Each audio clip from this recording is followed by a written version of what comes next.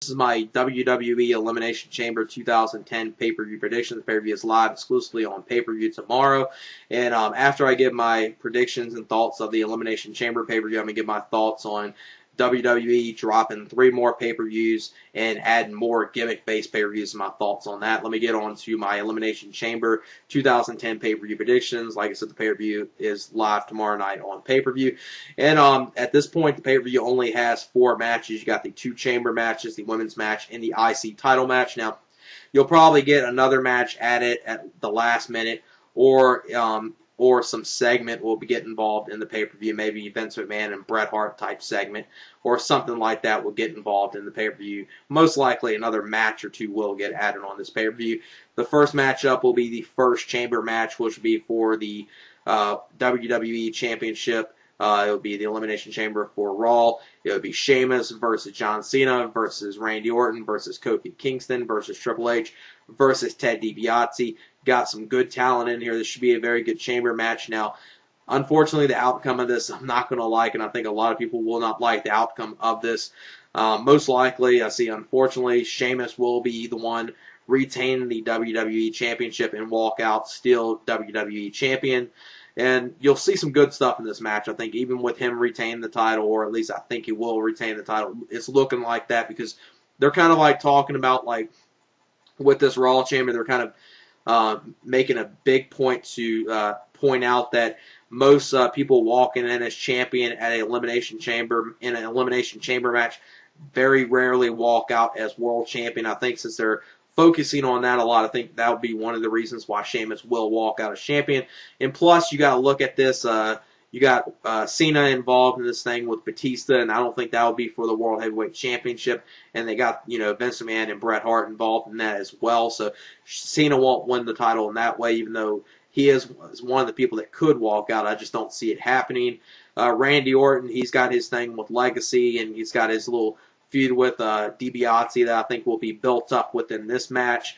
Ted DiBiase and Kofi Kingston, them two will be the ones that will obviously not walk out as World Heavyweight Champions. So it's between Sheamus and Triple H in this match, and I think the reason why I don't see Triple H win the title at this pay-per-view and see Sheamus winning it is because I think Triple H will have a match with Sheamus at WrestleMania. I think that's when Triple H will get the title. Triple H will defeat Sheamus at WrestleMania for the WWE Championship. But this could be a good chamber match. You see a lot of good talent in here. You'll see some good stuff with Orton and Kofi Kingston in here. Ted DiBiase and Orton should do some good stuff as well. Cena and Triple H, they always work very well with each other. Just as long as Sheamus, hopefully maybe he'll be like one of the last people involved in this match to get out of the chambers, out of one of the many chambers, and he won't do too much in this match. The less he does in this match, the better this match will be. I would like to see, maybe they'll pull something where he'll be the first one to get eliminated, but I don't see that happening. I see him retain the championship. And then the next matchup will be for the IC Championship. This will be Drew McIntyre, the Intercontinental Champion, versus Kane. This match will be probably fairly short. I don't see it getting probably any longer than 8 to 10 minutes, and at best, it's going to be a watchable match. I don't see it being anything that good at all, though. Drew McIntyre will retain the IC Championship because there's really no point of putting the title on Kane with Drew McIntyre being friends with Triple H. I think we all know that's the reason why he's Intercontinental Champion, and he will retain the Intercontinental Championship on this pay-per-view. Then the next matchup will be for the Divas Championship. This will be Gail Kim versus Maurice. Now, if Gail Kim is the one to walk out as Divas Champion, it's an interesting note to point out that if Gail Kim does walk out as Divas Champion, should be the first women's competitor to win the Divas Championship, the Women's Championship, and the TNA Knockouts Championship. But I don't see that happening. I see Maurice being the one to walk out as Women's Champion just because I think WWE is very high on her. And for some reason or another, I don't think WWE really sees much in Gail Kim, which is unfortunate because she's a very good women's wrestler, and I think she could be something very good for WWE if they ever use her properly within WWE. Now, Maurice, obviously, she has the more WWE look to her, the more diva look to her, the typical blonde look, but I will give her credit. She kind of, makes herself at least seem a little different than the other typical blondes. Maybe not in the looks category because they pretty much all look the same, but I think she's very charismatic. She has a good character, and she's kind of WWE's version of the beautiful people, and I think she pulls it off very well, and I think it works for her. And they've been building her up kind of being the Divas Championship champion since she's made her return, so Maurice will walk out as the new Divas champion. Then the main event will be for the World Heavyweight Championship in the Elimination Chamber match for SmackDown. Like I said, there'll probably be another match or two before this, or maybe another match added, or maybe some type of segment. Hopefully, if they do some type of segment, it's one of those segments that actually seems like it's pay-per-view worthy, instead of just throwing a segment on there to waste 10 or 15 minutes just to clear up some airtime for the pay-per-view right there. Hopefully, if they do a segment, it actually seems worthy of being on there. They might add, a U.S. title match or something on the lines of that, add it to the pay-per-view, because there's only 4 matches on there. I know the chamber matches will get a lot of time, but even with the chamber matches, I mean, you still got probably another 30 to 40 minutes of airtime that has to be, used for something, another match in a segment or something, like I said. The SmackDown Chamber for the World Heavyweight Championship match will have Undertaker versus John Morrison versus CM Punk versus Chris Jericho versus Rey Mysterio versus R-Truth. Now, a lot of people have been expecting within this match, since they've been doing the type of injury work angle with John Morrison, that he'll either get replaced in this match with Shawn Michaels, or maybe Shawn Michaels will do the same thing that Edge did back at the No Way Out pay-per-view in 2009, now known as the Elimination Chamber pay-per-view, where he came out there and attacked Kofi Kingston, and maybe Shawn Michaels will do the same thing with John Morrison or R-Truth and get involved in that match right there. If Shawn Michaels does get involved in the match and is replacing someone, it will be John Morrison that will get replaced. But I don't see that happening, but I do see Shawn Michaels having some involvement in this match, and he will be the one to cost Undertaker the championship in this match. I think they might do something on the lines of, during the match, they'll do something where John Morrison, since they, working it as John Morrison's, injured, but he still wants to, pull it out, get in this match, and, prove that he can still work in this match, even battling the injuries. And I think they'll do something more of another work injury angle with him involved in this match, and then maybe the paramedics or referees will take a long time, and the chamber door will still be open, and Shawn Michaels will get involved in there, maybe super kick Undertaker and cost him the title, and someone like CM Punk or Chris Jericho will be the one to eliminate Undertaker, and then that will build up Undertaker versus Shawn Michaels at WrestleMania, because it looks like that is what they will do. Or they could go the route of Shawn Michaels being the one to, win the title here, and then say to Undertaker, I got your title, let's have a title match at WrestleMania. But I don't think they would go that route, because it's obviously, predictable of who's going to be walking out as champion in this match. It will be Chris Jericho, I'm thinking, that's going to be walking out as World Heavyweight Champion in this match, just because they've been building up him and Edge already on SmackDown with the Cutting Edge segment and a couple other things as well. So it seems like they'll be doing a Chris Jericho versus Edge match for the World Heavyweight Championship at WrestleMania. And obviously, with that, Jericho will be the one to walk out as champion here. And I see the match ending, I see it being the final 2 in this match. I see it being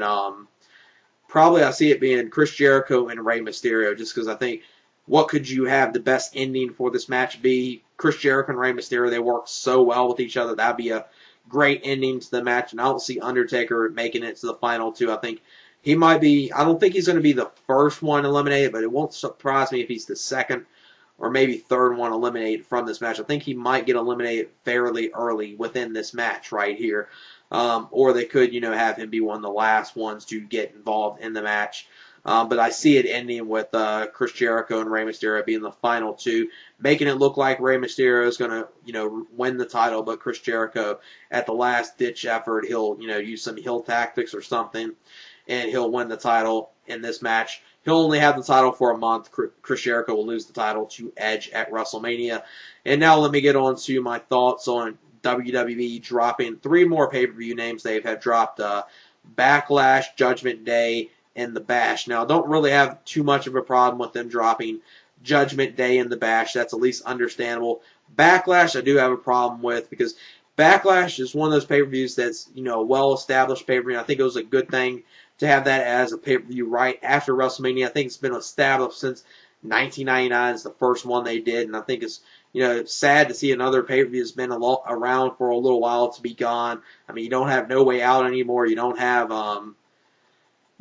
Judgment Day anymore. You don't have Unforgiven anymore. You don't have No Mercy, Armageddon. You don't have any of these pay-per-views that's been around for so long. Now all you have is just gimmick-based pay-per-views. What they have replaced Backlash with is that will be the month that the Extreme Rules pay-per-view will be on now.